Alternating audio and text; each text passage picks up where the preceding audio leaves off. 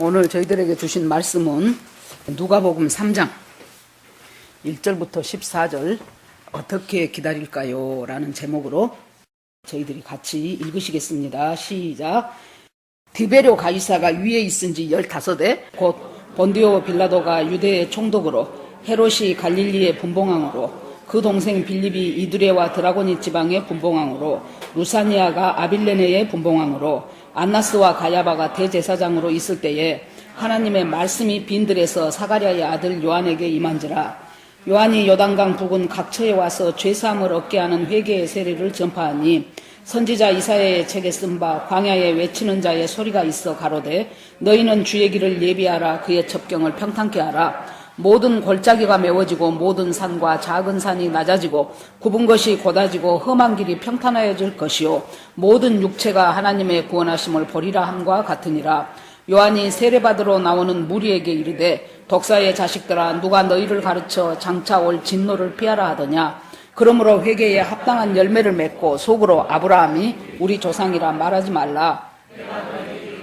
하나님이 능히 이 돌들로도 아브라함의 자손이 되게 하시리라. 이미 도끼가 나무 뿌리에 놓였으니 좋은 열매 맺지 아니하는 나무마다 찍혀 불에 던지우리라. 무리가 물어 가로되 그러하면 우리가 무엇을 하리이까? 대답하여 가로되 옷 2벌 있는 자는 옷 없는 자에게 나눠줄 것이요 먹을 것이 있는 자도 그렇게 할 것이니라 하고 세리들도 세례를 받고자 하여 와서 가로되 선생이여 우리는 무엇을 하리이까 하며 가로되 정한 새 외에는 늑증치 말라 하고 군병들도 물어 가로되 우리는 무엇을 하리이까 하며 가로되 사람에게 강포하지 말며 무수하지 말고 받는 요를 족한 줄로 알라 하니라. 아멘. 기도합시다. 하나님 감사합니다. 예배드릴 수 있게 저희들에게 믿음도 주시고 건강도 주시고 환경도 허락하신 하나님 감사합니다. 하나님을 진심으로 예배하는 저희에게 주께서 전해주고 하시고 싶은 것들을 하나님 저희들에게 깨닫게 하시고 또 알게 하실 것으로 믿고 감사드립니다. 하나님 아버지 우리 모두에게 정말로 주님의 말씀과 저희들이 드리는 예배와 찬양과 예물 드림과 기도와 이 모든 것들이 저희들의 살아가는 삶의 하나님 원동력이 되게 하시고 핵이 되게 하시고 우리 하나님께서 이끌어 가시는 주님을 만날 수 있는 통로들이 되게 하시기를 간절히 원합니다. 주님 앞에 이 시간을 올려드립니다. 성령께서 이곳에 오시어서 우리 각 사람 마음속에 하나님의 말씀 속에서 우리들에게 필요한 것들로 채워가시기를 간절히 원합니다. 모든 말씀을 예수님 이름으로 기도합니다. 아멘. 아직은 우리에게 시간이 있고 기회가 있습니다. 천국은 옛날에 애들 불렀던 그 찬송처럼 돈으로도 못 가요. 하나님 나라. 믿음으로 가는 나라. 하나님 나라. 거듭나면 가는 나라. 하나님 나라. 맞습니다. 회개하지 않으면은 갈 수 없는 곳이에요. 내가 아무리 선한 인생을 살았고 또 다른 사람들 보기에도 내가 선하게 살고 뭔가 업적을 이뤘다 할지라도 그것은 아무 소용이 없습니다. 거기서는. 그래서 거듭나라고 계속해서 회개에 대한 이렇게 예수님보다 6개월 먼저 태어난 세례 요한이 첫마디 하는 얘기가 회개하라. 천국이 가까웠느니라. 예수님도 회개하라 말씀하셨고 베드로도 나중에 성령 받고 나서 그 많은 사람들에게 회개하고 믿으면 너희가 성령을 선물로 받으리니 이렇게 계속해서 회개를 계속 말합니다. 회개라는 것은 한마디로 말해서 돌이키는 거라 그랬어요. 돌이키는 것. 그런데 오늘 이제 자 말씀을 보면은 지금이 대강절 기간입니다. 예수님의 탄생 성탄을 앞두고 성탄을 예수님이 오기를 기다리는 대강절 혹은 대림절이라고도 하지요. 그 기간 동안에 그러면 우리가 지난 시간에는 많은 사람들이 예수님의 다시 오심을 기다리지 못하도록 자꾸 유혹하고 미혹하는 사람들의 주장이 뭐였습니까?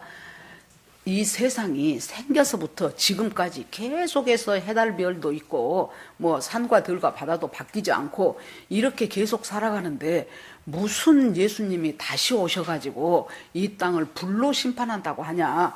그것은 너희들이 너무 신비주의에 잘못 빠져서 그렇게 된 거다라고 말하는 사람들의 그 사람들의 사상이 교회 안에도 많이 들어와 있기 때문에 많은 사람들이 거기에 미혹되고 넘어가고 예수님 다시 오실 것이라는 것에 대해서 전혀 생각하지 않고 살아가고 있다는 거예요. 그러면서 주님께서 베드로를 통해서 하신 말씀이 그러면 왜 이렇게 더디냐. 하루가 천년 같고 천년이 하루 같은 그 약속을 잊지 말라. 한 사람이라도 더 구원에 이르게 하기 위하여 하나님께서는 지금 계속 집행유예를 지금 하고 계시고 있다고 그렇게 지난주 베드로서 설교에 했어요. 원래 한 주가 지나면 15% 남는답니다. 그래서 끊임없이 우리가 되풀이해야 되는 것이 바로 그 이유 때문입니다. 자, 오늘 이제 이 예수님 초림 때 기다리던 사람들이 대표가 두 사람이 나와요. 한 사람은 시므온이라는 사람과 또 한 사람은 안나라는 사람이었습니다. 2장에 보면은 시므온은 어떻게 예수님 오시기를 기다렸는가 하면은 예루살렘에 시므온이라는 사람이 있으니 이 사람이 의롭고 경건하여 이스라엘의 위로를 기다리는 자라. 성령이 그 위에 계시더라 그랬어요.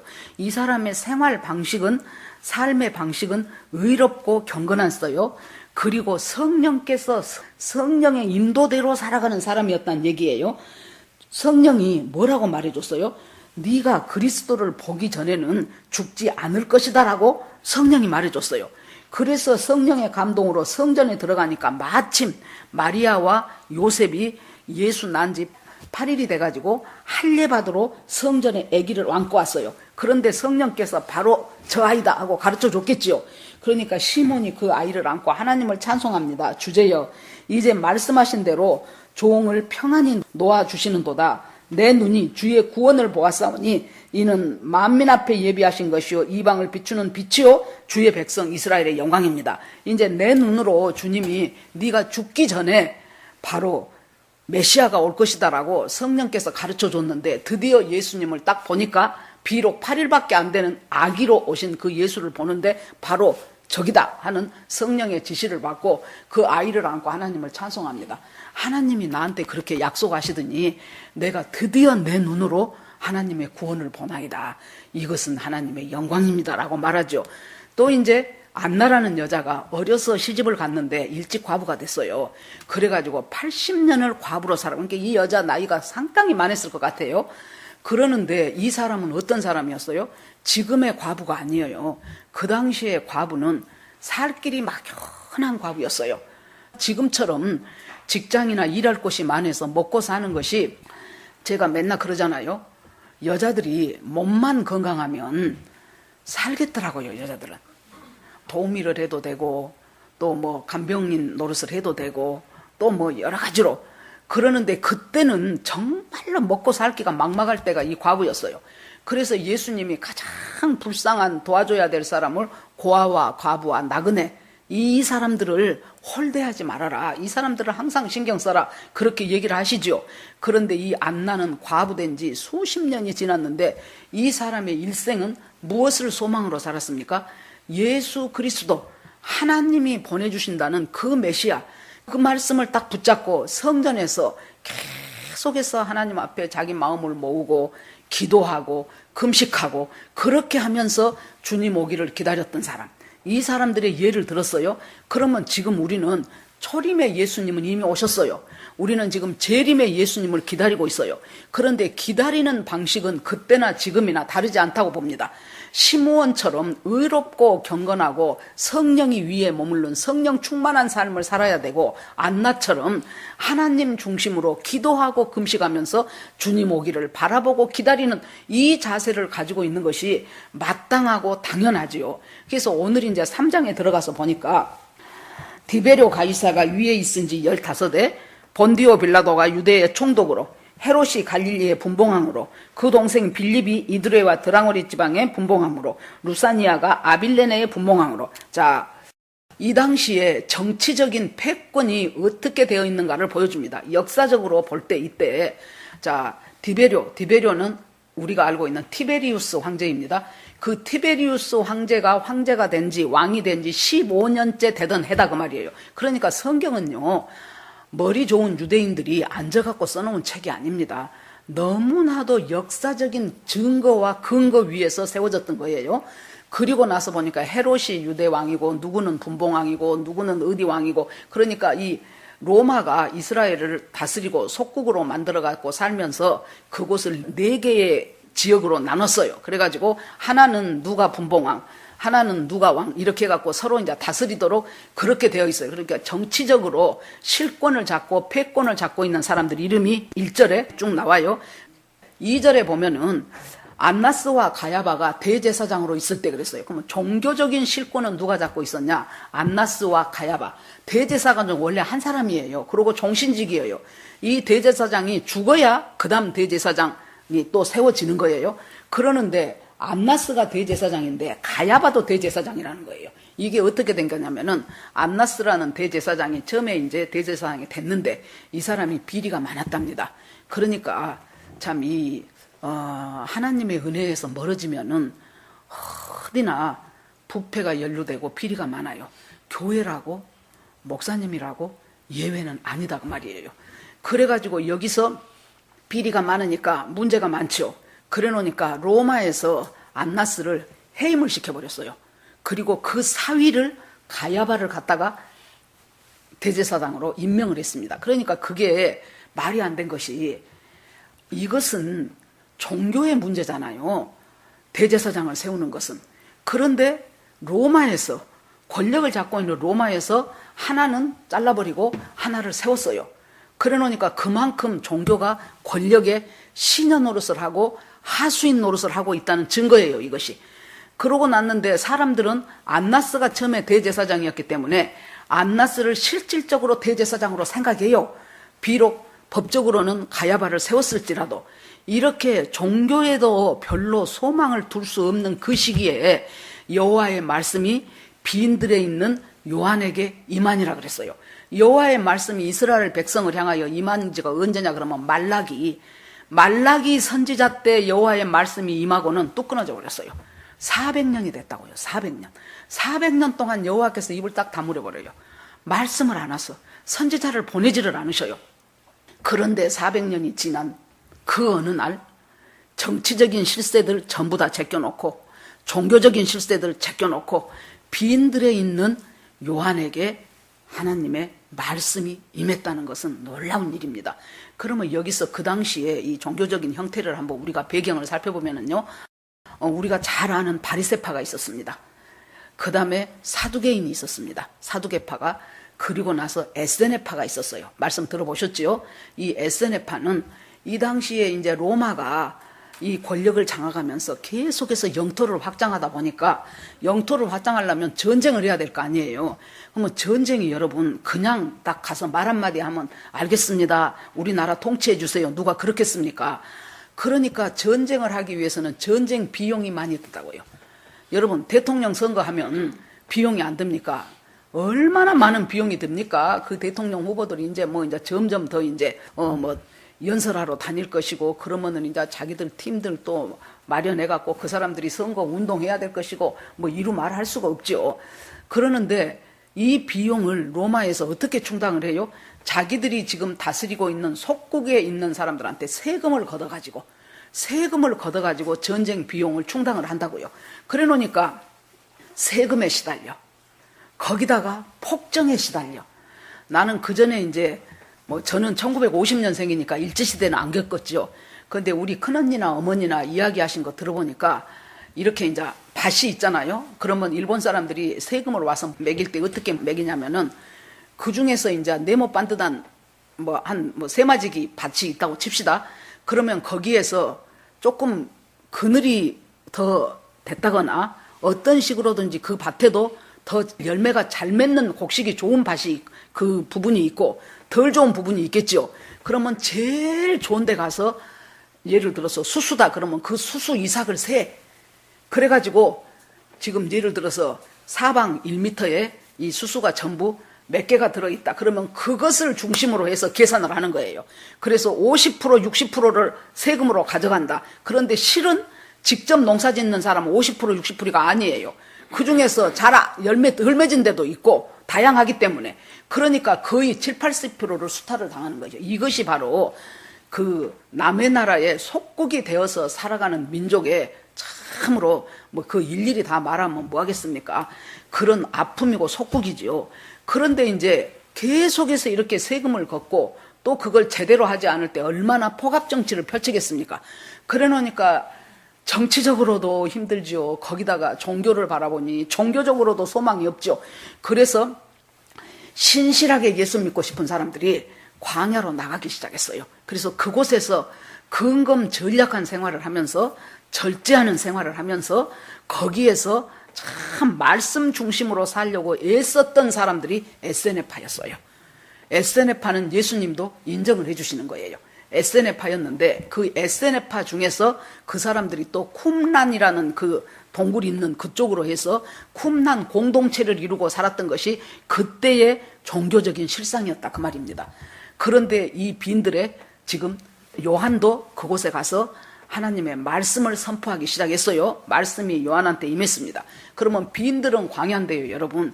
이 광야라는 것은 물리적인 광야죠, 그때는. 근데 지금 한국에서 이 시대를 살아가고 있는 우리한테 광야는 뭘까요? 내가 살아가고 있는 현실이 광야예요. 지금 우리가 코로나 때문에 많이 이런저런 제약을 엄청 받고 있는 것도 우리가 지금 광야 중에 하나입니다.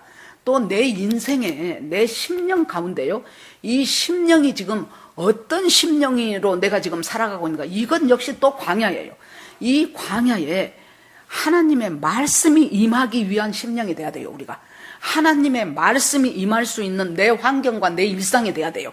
그런데 이 요한에게 말씀이 임해가지고 그때 성령이 임하니까 요한이 이제 요단강 부근 각처에 와서 죄사함을 얻게 하는 회개의 세례를 전파하니 그랬어요.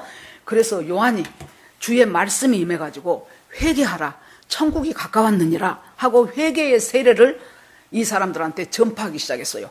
많은 사람들이 요한한테 나와서 세례받으러 나오고 또 말씀 들으러 나오고 해서 요한한테 많은 빈들에 나오기 시작했습니다. 그러면 여러분, 내 심령 가운데 정말로 내가 어떤 삶을 살든지 어떤 마음이 돼 있든지 주님의 말씀이 임할 수 있는 심령이 돼야 돼요. 그 빈들에 하나님의 말씀이 내 안에 떨어져야 돼요.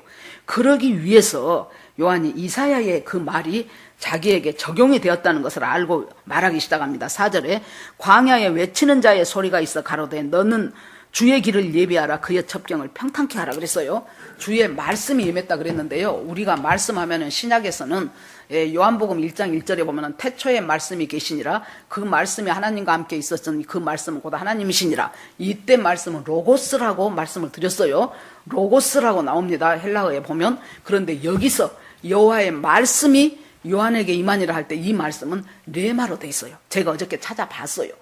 레마라고 써졌어요. 레마는 뭡니까? 같은 말씀인데 내 개인을 향하여 하나님께서 주시는 놀라운 성령의 감동으로 나에게 임하는 계시가 레마예요.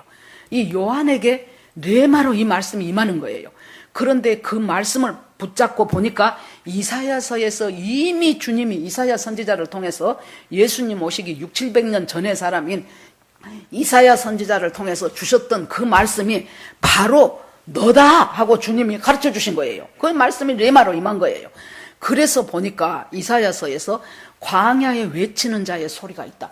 자기가 광야에 외치는 자의 소리라는 것을 깨닫기 시작했어요. 여러분, 소리는 실체가 아니에요. 실체는 누굽니까? 자기 뒤에 오실 예수 그리스도.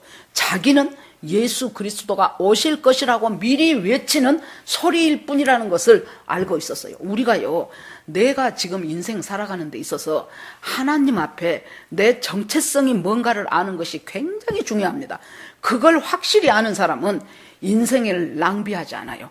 내 정체성이 지금 어떤 것인가, 하나님 안에서 예수 믿고 구원받고 영접하고 그리고 내 인생을 주님과 동행하여 살아가는 것이 내가 살아가는 이 세상의 뜻이고 목표고, 그리고 베드로전서 2장 9절처럼 우리를 어두운 데서 불러내서 기이한 빛으로 들어가게 하신 하나님의 이름을 선전하게 하기 위한 것이 내가 할 사명이라는 것을 깨닫게 된다면 우리 인생이 좌로나 우로나 치우치고 여기저기 향방 없이 방황하고 그런 인생을 살지 않고 나에게 주어진 인생이 그것이 몇십 년이든지 80년이든지 90년이든지 하나님 안에서 주어진 인생을 하나님의 뜻에 합당하게 살아가고 주님이 부르실 때 할렐루야 갈 수 있는, 우리가요 인생이 성공했냐 성공 안 했냐는 여러분 뭔가를 몽땅 이루었냐 내가 많이 소유하고 있냐 그것은 아무 상관없어요. 정말로 내가 눈을 딱 감고 주님 나라 갈 때 주님 감사합니다. 주께서 저와 동행하셔서 제 인생을 하나님의 사람으로 인도해 가신 그거 정말로 주님 감사합니다. 이 말을 자기 입에서 낼 수 있고 주님의 나라를 소망할 수 있으면 그 사람의 인생은 성공한 인생이에요. 성공의 기준을 다른 데다 두지 마십시오. 그러는데 여기에서 외치는 자의 소리가 있는데 그 소리가 뭔가를 보니까 주의 길을 예비하라. 그의 첩경을 평탄케 하라. 예수님이 오셔야 되는데 네가 예비자가 되어라. 네가 준비하는 사람이 되어라. 전에 왕이 어디로 행차를 해요. 그러면 왕 혼자 달랑 가마타고 안 갑니다. 그 앞에서 미리 갔어서 상감마마 납시오 그러든지 상감마마 행차요 그래가지고는 물러거라 섰거라 하면서 혹시 길에 이 왕이 걸어가야 되는 그 여정에 장애물이 있을까 싶은 것들은 다 미리 치우고 길들은 반드시 정비하고 그렇게 하고 왕의 길을 예비했던 것처럼 예수 그리스도가 왕이신데 그 예수 그리스도가 오기 전에 그 정지 작업을 한 사람이 지금 요한이라는 얘기예요. 그래서 주의 길을 평탄케 하라. 그러면 주의 길을 평탄케 하고 예비한다는 것이 무엇인가? 모든 골짜기가 메워지고 모든 산과 작은 산이 낮아질 것이고 어제 이 말씀을 보면서 제가 이거 별로 신경 안 쓰고 이 누가복음을 한두 번 봤겠습니까? 신경 안 쓰고 봤었는데 어제 제 눈에 들어온 것은 모든이라는 단어가 제 눈에 들어왔어요. 모든 골짜기가 메워진다. 여러분 골짜기는 뭡니까? 우리 심령에요. 내가 광야로 갔는데 내 심령에 수없이 많은 열등감들이에요. 어떤 식으로든지 내 속에 열등감이 많이 생겼어요. 어떤 사람들은 많이 배우지 못한 열등감, 어떤 사람들은 부모로부터 사랑받지 못해서 생긴 열등감, 어떤 사람들은 돈이 없어서 열등감, 많은 열등. 그래서 여기 보니까 모든 골짜기더라고. 모든 골짜기. 이것이 골짜기가 한두 개가 아니라는 거예요. 내 인생 속에 나도 모르게 깊이 패여버린 그 골짜기, 그 골짜기들이 메워져야는 된다는 거예요. 그 골짜기들이 평탄한 길이 되도록 메워져야 된다는 것을 여기서 말하고, 두 번째, 모든 산과 작은 산은 낮아져야 돼. 패인 골짜기는 올라와야 되고 모든 산과 산들은 낮아져야 되고. 그러면 산은 뭘까요? 높아진 것들, 내 교만. 여기서 보니까요, 모든 산 하면 작은 산도 모든 산에 포함되잖아요. 근데 모든 산 해놓고 작은 산이 또 나와요. 우리가 교만이 참으로 다양하게 교만하다는 거예요. 한 가지 교만하고 많은 것이 아니에요. 제가 이렇게 제 자신을 봐도 그러고 우리 살아가면서요, 숨 쉴 구멍만 있으면 우리는 교만해요. 세상적으로 교만할 것 없죠. 그러면 영적으로 교만하대? 조금 은사 좀 받고 자기가 믿음 좀 좋으면 그것으로 교만해요. 또 별것을 가지고 다 교만합니다. 우리가 음식 잘하면 음식으로 교만하지요. 공부 잘하면 공부 잘한 것으로 교만하지요. 아주 이루 말할 수가 없어요. 인물 좀 반듯하게 생기면 또 그것으로 교만하지요. 자식들 또 괜찮게 살면 그것으로 교만하지요. 그래서 모든 교만은 깎아져야 돼요. 모든 교만은 낮아져야 돼요. 그런데 우리가 주님 맞아요, 제가 참 교만하네요, 그러면 이게 쉽게 해결이 되는데 아니라니까요. 기어이 버텨요.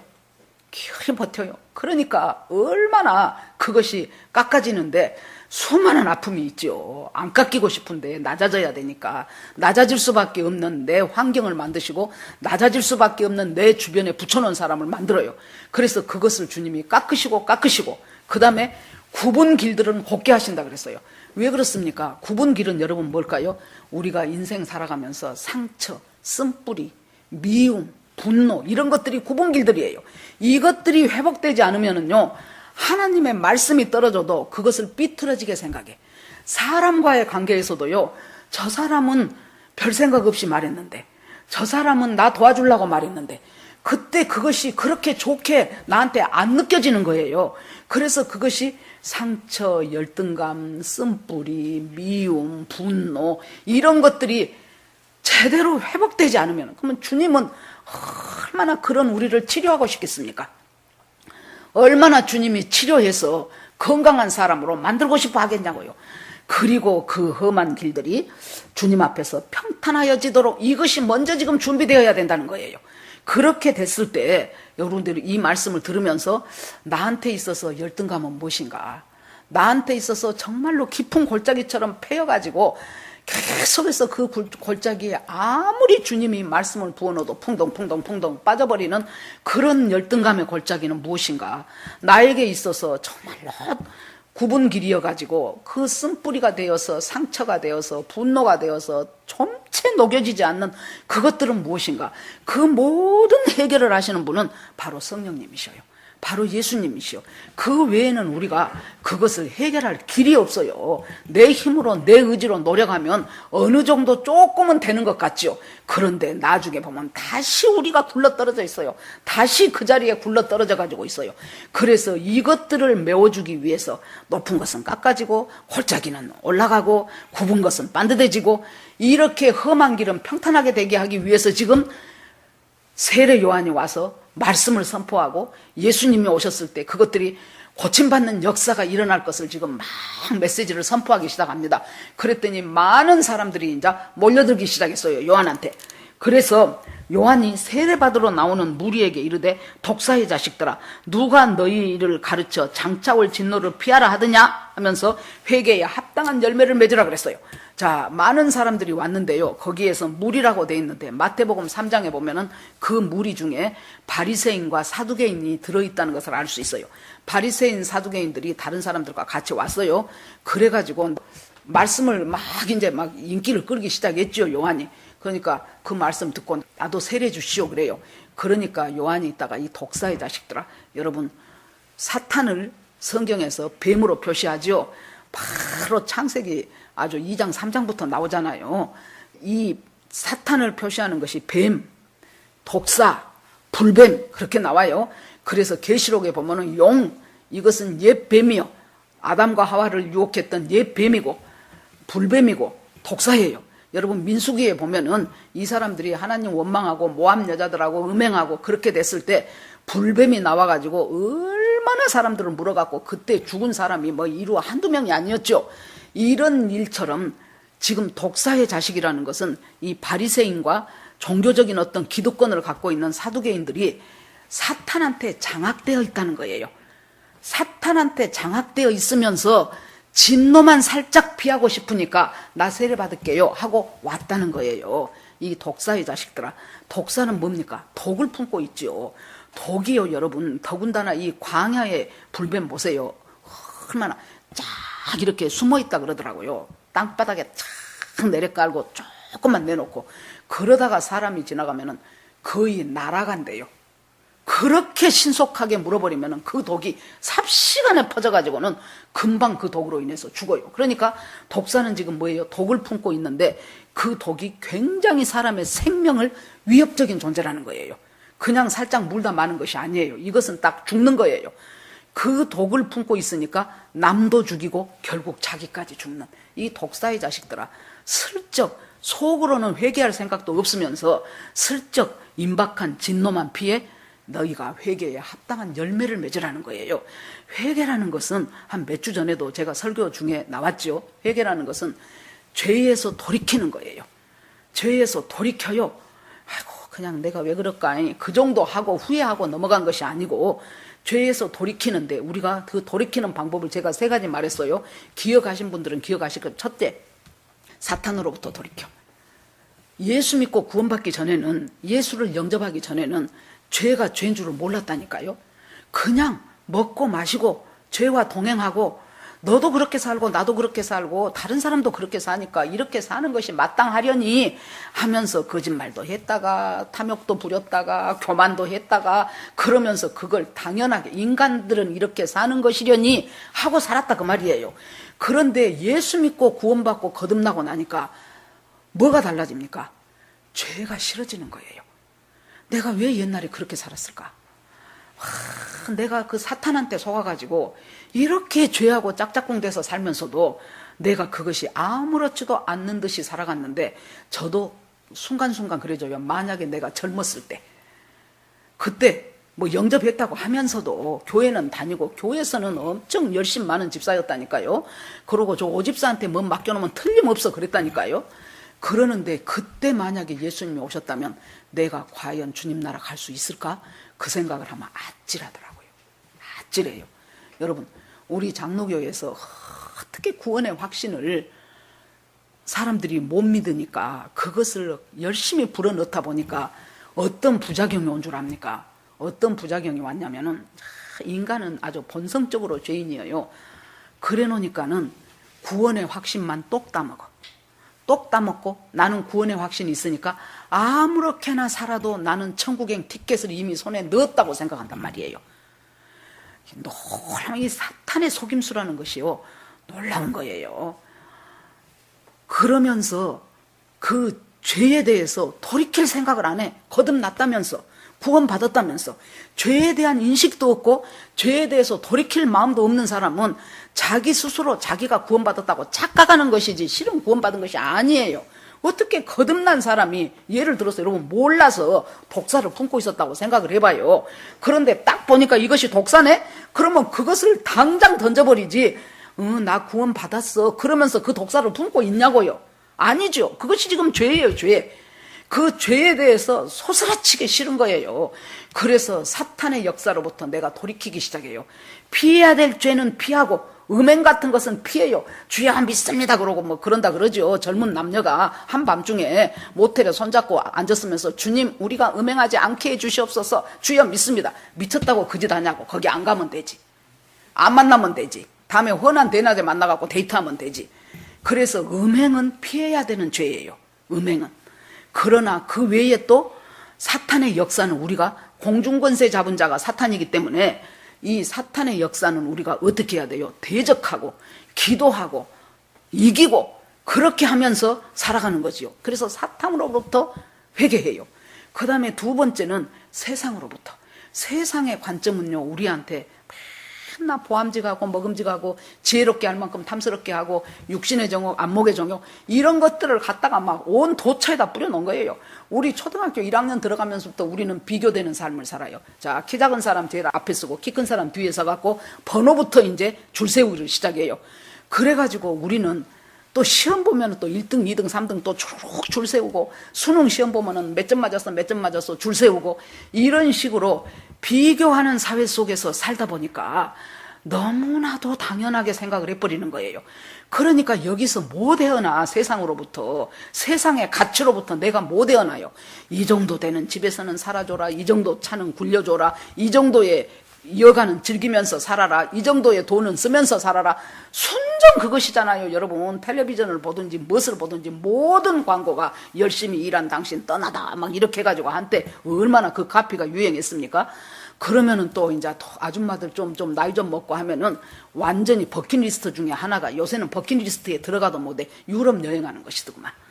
그래가지고 그냥 거기를 못 가면은 자식들 며느리라도 나중에 보내줘야 돼. 며느리라도. 아니면은 불효 며느리가 되는 거예요. 이런 식으로 세상적인 관점이 계속해서 나를 압박에 들어올 때 여기서 돌이킬 수 있는 방법은 딱 하나예요. 제가 그전에도 말했지요. 시편에 뭐가 나옵니까? 여호와께서 줄로 재어준 구역이 실로 아름답도다예요. 여호와께서 나에게 줄로 재어준 구역이 있어요. 여러분, 천지를 창조하신 하나님이 지혜가 모자라서 나의 인생은 실수했을까요? 내 인생은 실수해서 하나님이 나는 별로 넉넉지 못한 부모 밑에서 학교도 많이 못 다니고 별 볼 것 없는 남편 만나갖고 고생하면서 살아가는 것이 하나님이 내 인생을 실수했을까요? 아니요. 하나님이 줄로 재어준 그 구역 속에서, 즉 뭐예요? 여러분 성경을 볼 때요, 성경이, 구약 성경은 이스라엘의 역사고 신약은 예수님의 제자들과 예수님과 뭐 바울과 이런 사람들의 역사요, 이야기요. 그것이 아니에요. 모든 성경은 창세기부터 계시록 끝까지 내 역사예요. 그래야 이것이 맞는 말이에요. 내 인생의 역사, 나를 구원하기 위한 구속의 역사가 창세기부터 계시록까지 쓰여 있는 거예요. 그것을 보면서 그렇구나. 그러면 하나님이 나에게 줄로 재어준 그 구역이 하나님이 실수하지 않으셨다면 내가 그 속에서 무엇을 이루어가는 거예요? 구원 역사를 이루어가야 되기 위해서 나한테 그 환경을 허락하셨고 나한테 그 사람을 허락하셨다 그 말이에요. 구원 역사를 이루게 하기 위해서. 왜냐하면 구원받고 천국 가는 것보다 더 중요한 것은 이 세상에, 이 인생에 없어요. 이 세상에서 8, 90년 살면서 좀 잘 살냐, 잘 배웠냐, 좀 반듯한 직업 갖고 있냐 아니냐, 그것은 문제가 아니라니까요. 그때마다 주께서 주시는 그 주님의 은혜 속에서 내 인생의 구원 역사를 이루어가는데 이 환경이 딱 지금 나한테 필요한 거예요. 내 인생의 구원을 이루어가는데 저 남편이 나한테 딱 필요한 거예요. 저 말 안 듣는 자식이 딱 필요한 거예요. 그 모든 것들을 우리 주님께서 내게 진로 제어준 구역이 아름답다는 그 믿음이 확실히 뿌리를 내리면 다른 사람이 별소리를 하고 별빛과 번쩍한 인생을 살아도 그래 너는 그렇게 사는 모양이다. 그래 좋겠다. 그 정도 하고 나는 내 인생을 주 은혜 가운데서 날마다 주님의 은혜를 체험해가면서 살게 될 때 그럴 때 우리가 세상으로부터 벗어날 수 있어요. 세상으로부터 돌이킬 수가 있어요. 제일 중요한 것은 세 번째가 자기 의로부터 돌이키는 것이 안 된다 그랬죠. 자, 세상이나 사탄은요, 여러분 한 방 인생에 크게 맞아버리면은 아이고 내가 세상에 돈이 우상이었구나, 나는 몰랐네, 내가 자식이 우상이었구나, 세상에 그랬구나, 그거 깨달은다니까요. 우리 어머니가 35살에 과부됐잖아요. 6.25 때.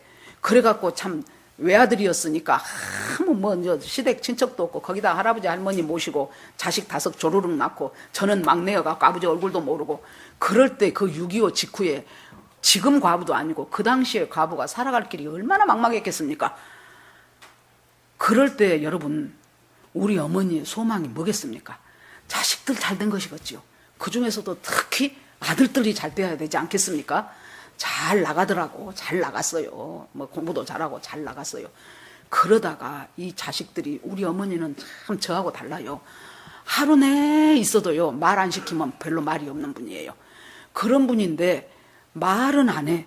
그러나 자기 속에 얼마나 높아진 산들이 많았겠냐고. 자기 마음속으로. 우리 자식이 서울대학 가는 아들도 나오고 법과대학 간 아들도 나오고 저 법대 나온 아들은 나중에 고시 합격하면 판검사가 될 것이고 그 높아진 그것이 여러분 내 우상이 되면은 하나님이 그 오빠 둘이를 통해서 우리 어머니 뒤통수를 사정없이 쳐버리더라고. 그러자 우리 어머니가 깨달은 거예요. 내가 자식이 우상이었구나. 그런데 여러분 무엇이 잘 안 깨질 줄 압니까? 자기의. 나는 옳아. 나는 내가 하는 것은 항상 옳아. 그리고 나는 맞아. 나는 그럴 수밖에 없었어. 네가 나빠. 네가 잘못해. 여기에서는 쉽게 못 벗어나요, 사람이. 여기에서 자기 의로부터, 자기 연민으로부터 이 돌이키는 것이 회개다 그 말이에요. 그러니까 여러분 잊어버리지 마세요. 제가 뭐 이 설교를 또 하고 또 하겠습니까? 돌이킨다는 것은, 죄로부터 돌이킨다는 것은 사탄으로부터, 세상으로부터, 내 의로부터 돌이키는 것이다. 그리고 그것이 회개예요. 그러면 회개를 정말로 했다면 그 회개에서는 합당한 열매가 나올 수밖에 없다는 거예요. 그러면 합당한 열매를 하나님은 어떻게 맺게 하십니까? 우리로 하여금 경건에 이르기를 연습하라 그래요. 경건에 이르기를 연습하라. 세월이 악한다. 때가 지금 급하다. 경건에 이르기를 연습하고 훈련하라는 것은 훈련장이 있어야 돼요. 그런데 그 훈련 장소가 어디예요? 내 일상 살아가는 내 삶이, 하나님이 둘러 재워주신 그 삶의 영역이 나의 훈련 장소예요. 그러니까 거기를 벗어나려고 하지 말고 그 속에서 내가 훈련을 받는 거예요. 주님의 말씀 붙잡고 훈련을 받아요.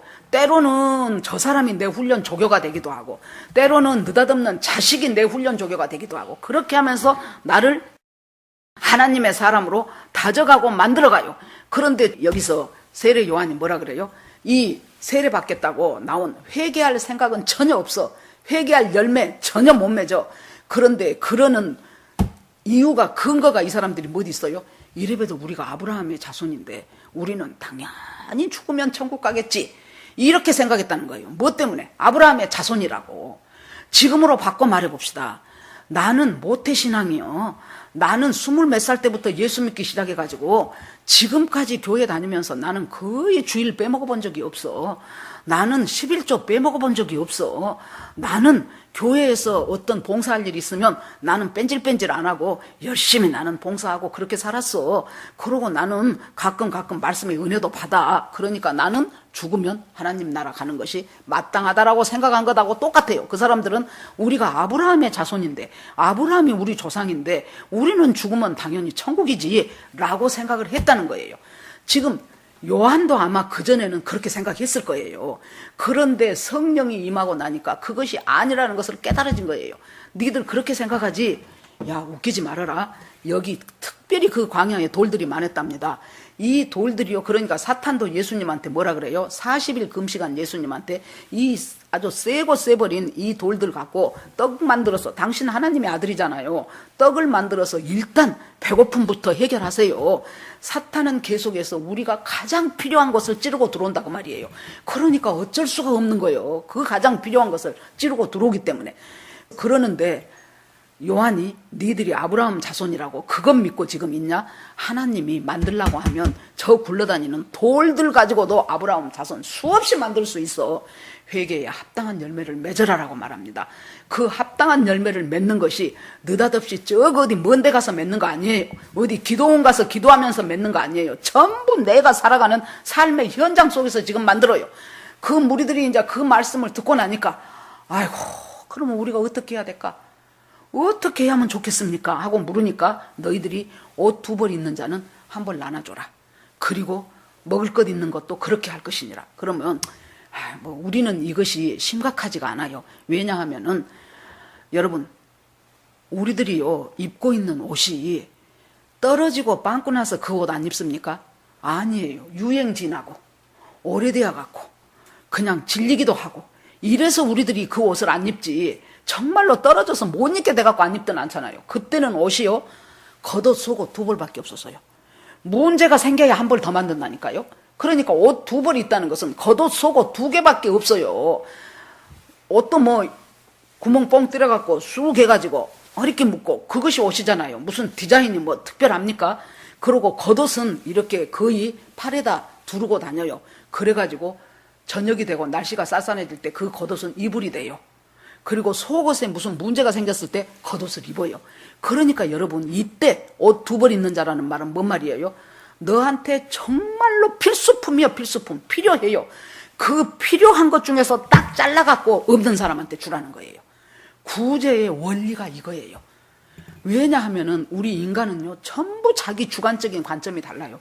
어떤 사람은 100만 원만 있어도 그 100만 원 갖고 한 달을 있는 힘을 다해서 열심히 살아내요. 우리 집에 이제 우리 시댁에 아들이 4명인데 우리 제일 큰 집 형님이 제일 경제적으로 넉넉했어요. 그리고 둘째 형님은 좀 어려웠어요. 그런데 제가 둘째 형님은 이제 예수 안 믿은, 지금도 안 믿죠. 그런데 둘째 형님은 내가 봐도 좀 생활이 곤란하겠는데 그래지면서 형님 어떻게 사세요? 그러면 이제 경상도 진주 사람인데 어떻게 사는가? 밥 먹고 살지. 괜찮네. 걱정하지 말소. 그래요. 그런데 우리 큰형님은 우리 형제 중에서 그때 제일 넉넉하게 살면서도 1시간을 만나서 이야기하면 거의 50분을 자기 돈 없단 말만 해요. 여러분, 그만큼 사람이 관점이 다르단 말이에요.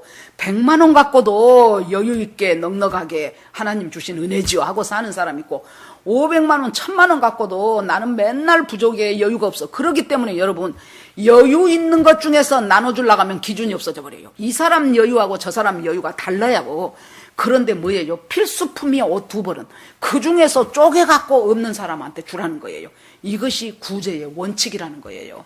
그 전에 이런 박성수 사장이 우리 그 전에 제가 다니던 교회에 와서 이야기할 때 그 말이 제가 기억에 남아요. 몇 마디 그 사람이 했던 것들 중에서 몇 개가 이렇게 참 이렇게 귀하게 남아 있는데 그분이 그러더라고요. 여러분, 구제하고 남 돕는다고 하면서 머리카락 몇 개 뽑아가지고 그것 갖고 구제했다고 하실랍니까? 머리카락 몇 개는 약간 따끔할 수도 있고 안 할 수도 있는 정도의 구제.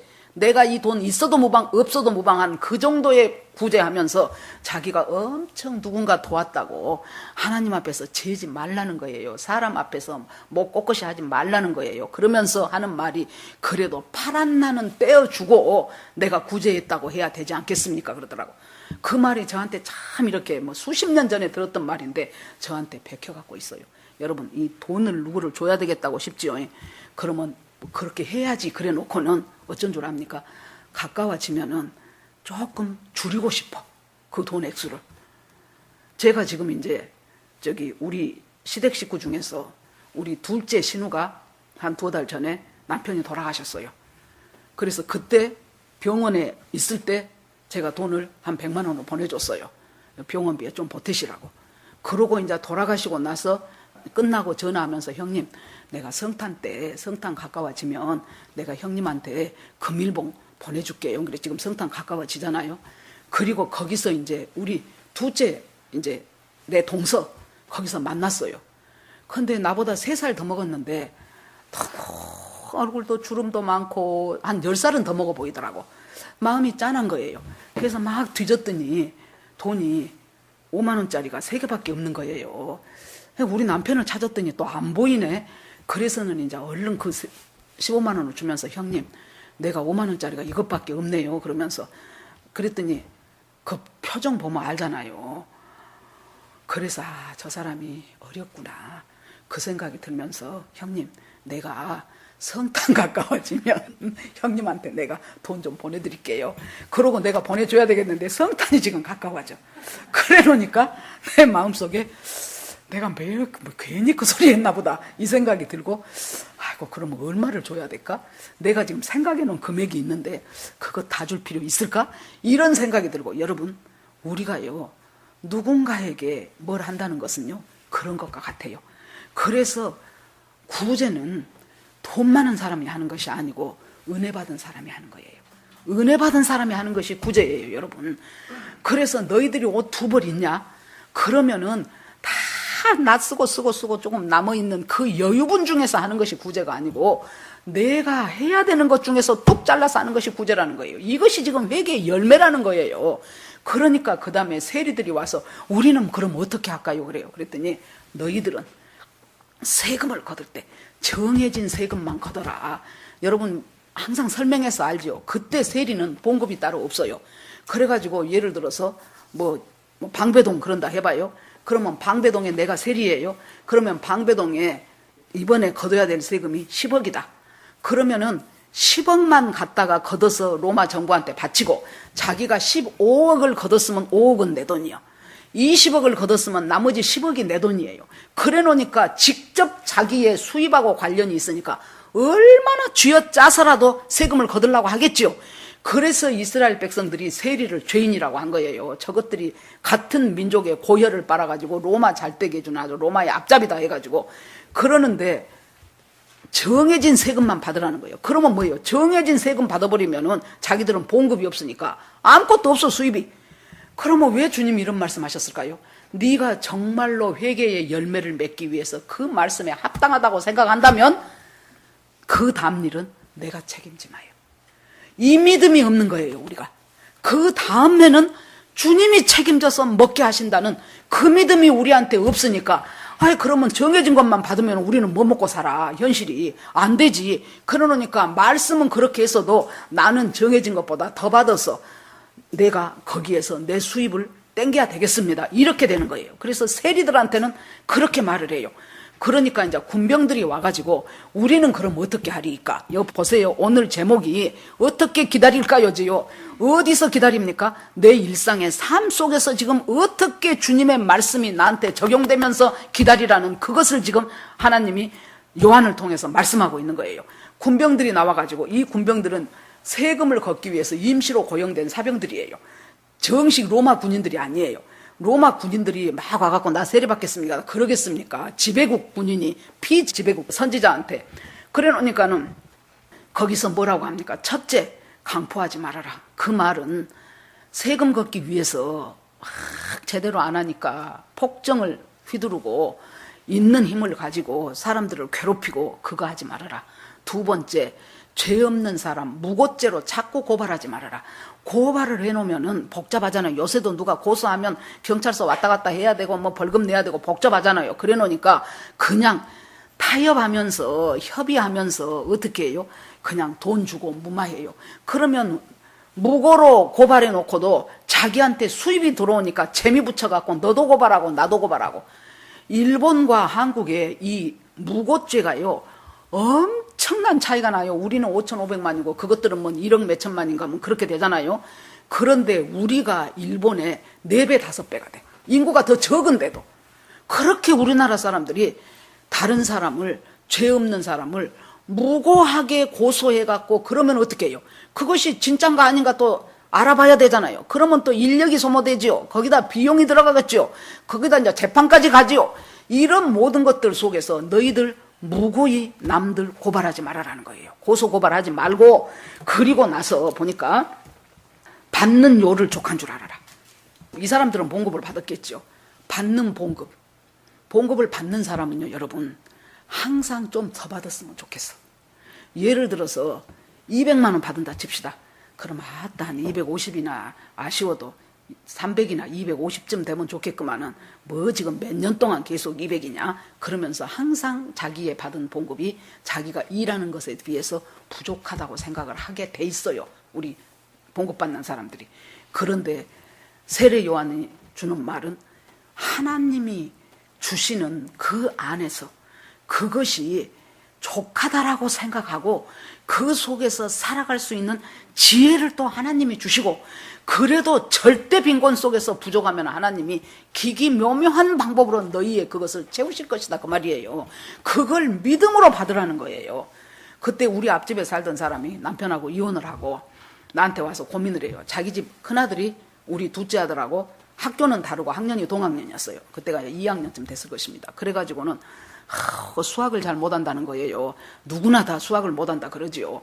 그래가지고 고민을 해.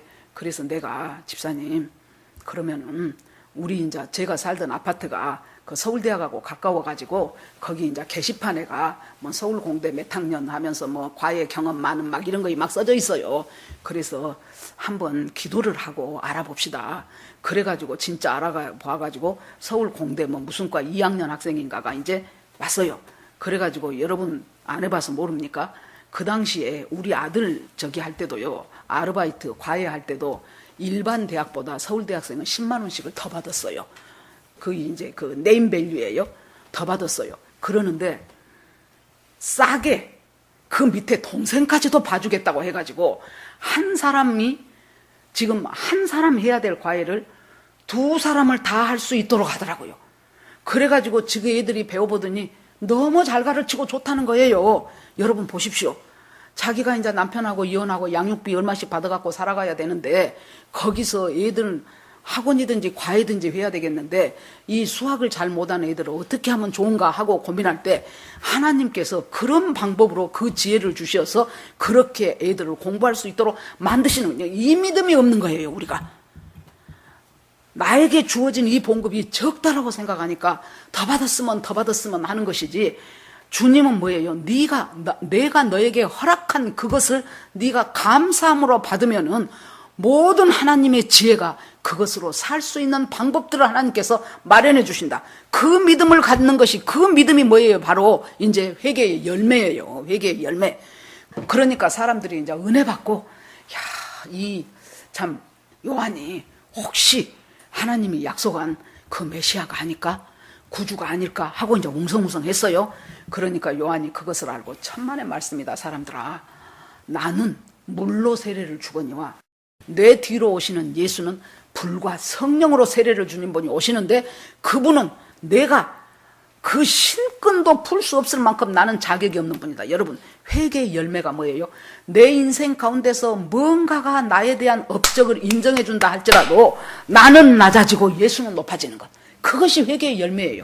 우리가 살아가면서요, 뭔가가 수고하고 못했는데 그것에서 다 주님이 하셨지요, 이분 그렇게 하면서 내 속으로 나도 그러려니까 얼마나 애썼지, 그것이 살짝 끼어들어요. 아니요, 그는 흥하여야 되겠고 나는 망하여야 되리라. 나는 그 신끈도 감당할 수 없을 만큼 나는 아무것도 없는 사람이다. 세상 죄 지고 가는 하나님의 어린 양을 봐라. 그래갖고 자기 제자들이 전부 다 예수님 제자로 가버렸어요. 안드레고 베드로고 다 처음에는 요한의 제자였다니까요. 그래갖고 가버렸어요. 예를 들어서 생각을 해보세요. 제가 열심히 여러분들 가르치고 1:1 훈련하고 뭐다고 해갖고 했는데 여러분들이 아이고 목사님한테 배울 거 다 배웠으니까 나는 다음 주부터 여기 3층 샬롬교회 가겠습니다. 그래갖고 그 중에서 얼마가 가버렸다고 얼마나 제가 배신감 느끼겠어요. 그러는데 요한은 뭐라 그래요? 그는 흥하여야 하겠고 나는 망하여야 하겠다. 그가 세상 죄 지고 가는 하나님의 어린 양이로다. 그렇게 하고 예수 그리스도가 사역을 하기 시작할 그때까지 준비 잘하고 이 사람은 헤롯이 자기 동생의 아내를 데려와서 살아버렸죠. 헤로디아. 그 일에 죄를 책망하다가 결국에 목배임 당하여 죽고 요한은 인생의 무대에서, 역사의 무대에서 사라졌습니다. 여러분, 예수님의 재림을 지금 기다린다고 우리들이 하고 있는 우리들입니다. 우리들이 어떻게 살아야 될 것인가. 첫째, 회개하십시오. 회개가 주제예요. 여기서는 회개가 주제.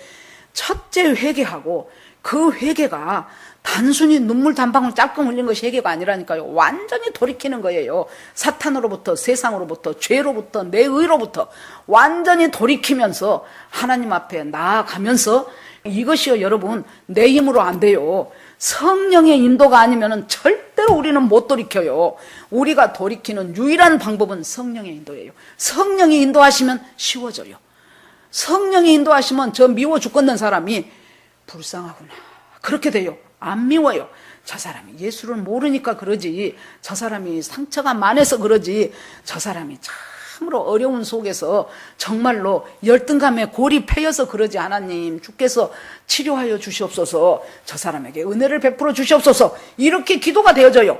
이것이 성령의 인도가 아니면 우리가 죄에서 돌이킬 수도 없고 죄가 보여지지도 않고, 그런 속에서 여러분, 우리가요 한 가지 알고 넘어가야 될 것이, 뭔가 이 세상적인 것들로 이루어지면 참 훌륭해 보입니다. 그런데요, 그것이 이루어진 사람들한테 물어보세요. 당신이 원하는 그것을 성취하고 나니까 당신의 인생이 참으로 행복합니까? 라고 물어보세요. 10명이면 10, 참 허망할 것입니다. 엄청나게 해서 자기가 사업을 성공시켰다고 칩시다. 남아있는 것은 허망한 뿐이에요. 다른 사람들이 부러워해 주는 것 같고 자기 만족을 삼는 거예요. 허망할 뿐이에요. 왜 그렇습니까? 여러분, 제가 가끔 가다 얘기하죠. 일본에서 노벨 문학상 받은 가와바다 야스나리, 글 쓰는 사람으로 최고봉 아닙니까? 노벨 문학상이. 그것 받고 그 다음 해에 자살해버렸어요. 여러분, 삼성 이건희 씨 그 몇째 딸인가 있었죠. 미국에서 유학 간 걔 죽어버렸었죠. 현대 정몽원 회장, 현대그룹, 옛날에 우리 남편 거기에 근무해서 알아요. 거기서 떨어져 갖고 가버렸죠. 왜 사람들이 돈 많은 사람이라 그러면 기가 막혀 죽겠는데, 그런 사람들은 한국의 최고의 재벌이 되고 최고의 그걸 누리면서도 왜 그렇게 할까요? 그것이 아무것도 아니에요. 그걸 그때 깨달은 거예요. 왜 거기까지 가서 깨달으랍니까? 그거 보고 우리가 깨닫지요. 제가 하나 이야기를 드리면은, 며칠 전에요, 고정민이라고 제가 기억이 되는데 새롭게 하소서에 나왔어요. 그랬는데 이 사람이 광고 회사를 하더라고요. 상당히 잘한가 봐요. 삼성, LG 그런 광고판 만들고, 청와대에서도 이제 우리는 안 가봐서 모르는데 거기 벽에 이렇게 광고가 있나 봐요. 그 광고를 맡아서 하던 사람이었어요. 그런데 이 사람이 부산역에 예수 그리스도를 소개하는 엄청난 광고판을 만들었어요. 그리고 여러분, 기억나실지, 제가 실제로 봤는지 유튜브로 봤는지는 아름아름 하는데요, 버스에, 달리는 버스 옆구리에 광고 있죠. 거기에 하나님은 당신을 사랑하십니다. 그 광고를 붙여갖고 2달 동안 전국의 2000대의 버스에 그 광고를 부착해갖고 다녔어요. 2달 동안. 한 건의 컴플레인도 없었답니다. 그리고는요, 여러분, 그때 그 2달 동안 그 광고비가 17억이 들었대요. 그런데 전국에 5,500개 교회가 그 광고에 헌금을 해줬대요. 그래서 그랬고, 그러면 이제 물어보더라고요. 어떻게 그 생각을 했냐 그랬더니, 처음에 자기가 떡볶이를 사러 갔는데 그 이제 그릇에다가 검정 봉투로 딱 담아주잖아요. 그런데 그 검정 비닐봉투에 뭐 포스트잇을 하나 붙여줬더래요. 그래서 보니까 그 떡볶이 파는 아주머니가 거기에다가 성경 구절을 써가지고 포스트잇으로 붙여준 거예요. 계속 썼다가 이제 손님 오면 하나씩 붙여주겠죠. 그리고 또 한 번은 자기 사무실에 생수통을 배달하는 사람인데, 그 생수통에 또 성경 구절을 붙여갖고 생수통을 또 보내는 거예요. 그래서 이러면 고객들이 싫어하는 고객 없습니까? 그랬더니 있지요. 그러면서 막 그때 앞으로 당신 생수 안 먹어 그러고 끊어버린 사람도 있고 막 발로 차버린 사람도 있고, 거기에서 자기가 제일 처음에 우리 마트 그 카트에 여기 손잡이 있죠. 거기 가운데다가 성경 구절을 넣어가지고 하기 시작했대요. 그렇게 해가지고 여러분 부산역에 있죠. 그 버스 전국에 2달 동안 2000대에 하나님은 사랑이십니다 써갖고 광고했지요. 17억이. 그 다음에 태국에 있는 제일 큰, 우리 같으면 명동역 같은 데다가 또 큰 광고판을 했어요. 그리고 프랑크푸르트에 영어로, 독일어로, 아랍어로 무슬림 중에 한 사람이 그 아랍어로 써진 그 복음을 듣고요, 이 사람이 회심하는 역사가 일어났대요. 그 다음에 뉴욕의 타임스퀘어, 거기에다가 16m래요. 가로 16m, 세로 16m. 거기다가 예수 그리스도는 당신을 사랑하시고 예수님이 십자가에 죽으셨고, 그것을 이제 광고를 했어요. 그런데 처음에 거기다 할까 하다가, 아이고, 거기는 보통 데가 아니고 뭐 엄청난 회사에서 광고를 하는 곳인데 우리가 그것이 될까? 그러고 한번 알아나보자 그랬더니, 하나님은 여러분 제일 유동인구가 많은 12월 1월 달이랍니다. 성탄 새해 이쪽으로. 그런데요, 그 2달이 딱 광고가 비어있더랍니다. 놀랍지 않습니까? 그걸 자기들이 예약을 했어요. 그래가지고 그곳에서 하나님 복음을 선전하기 시작했어요. 그랬더니 댓글에 보니까 어떤 사람이, 아까 태국에서 했다는 그 사람은요, 댓글에 뭐라고 나오냐면은, 자기가 보고 참 이상하다. 이 태국은 불교 나라인데 어떻게 저런 하나님에 대한 광고판이 저렇게 크게 해질 수가 있을까라고 이상하게 생각했다. 또 이제 타임스퀘어에서 했던 그 사람은 뭐라 그랬냐면, 자기가 그것을 보고 너무 도전받아갖고 그 광고판이 있는 동안 자기는 전도지를 갖고 그 밑에서 전도를 했다는 거예요. 여러분, 이렇게요, 우리가 보니까, 야, 하나님의 능력을 너무나 우리가 축소해버리는구나. 무엇에? 내 능력한테 맞춰갖고, 아이고, 이건 안 되지. 저 사람한테는 복음 못 전하지. 아이고, 거기는 돈이 안 되지. 뭐 수없이 많은 이유들을 붙이면서 우리가 예수 그리스도께서, 하나님께서 어두운 데서 우리를 밝은 빛으로 인도하여 내신 하나님의 아름다운 덕을 선전할 생각을 안 한다고 말이에요. 그래서 여기서 회개하라고 하는 거예요. 그리고 네가 살아가고 있는 삶 속에서 주님을 선전할 수 있기 위해서는 뭐예요? 우리가 회개의 열매를 맺는 삶을 살아가는 거예요. 그 열매는 내 힘으로 안 되고 성령의 인도 따라 살아갈 때 언제 보니까 내 삶의 열매가 주렁주렁 맺히기 시작하더라는 거예요. 여러분, 오늘 말씀을 들으신 여러분들한테, 저하고 여러분들한테 간곡히 부탁하는 것은, 내 식으로 내 인생 살지 말고 하나님 식으로 내 인생 살아갑시다. 하나님이 기뻐하시고 우리를 주님의 뜻 안으로 인도해 주시고, 우리를 통해서, 우리의 열매를 통해서 수많은 사람들이 예수님을 믿고 구원받는 역사가 일어날 것입니다. 주님께서 여러분과 저에게 이 은혜로 계속해서 주님 오신 날까지 우리가 넉넉히 승리하면서 살아갈 수 있기를 주의 이름으로 축원합니다. 예, 이 시간에 주여 한번 부르고 같이 기도하겠습니다. 주여! 주님 은혜를 감사드립니다.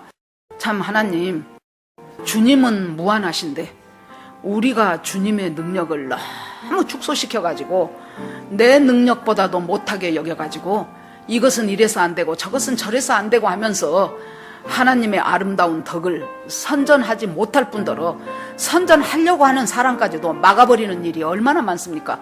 하나님, 내 기질 속에 부정적인 것이 많은 사람이라면 하나님 앞에, 주님, 이 기질을 하나님께서 바꿔주시라고 기도하고 주님이 원하는 대로 하나하나 살아내기 시작하는 저희가 되기를 원합니다. 하나님, 죄에서 돌이키게 하여 주시옵소서. 사탄과 세상과 자기 의에서 돌이키게 하여 주시옵소서.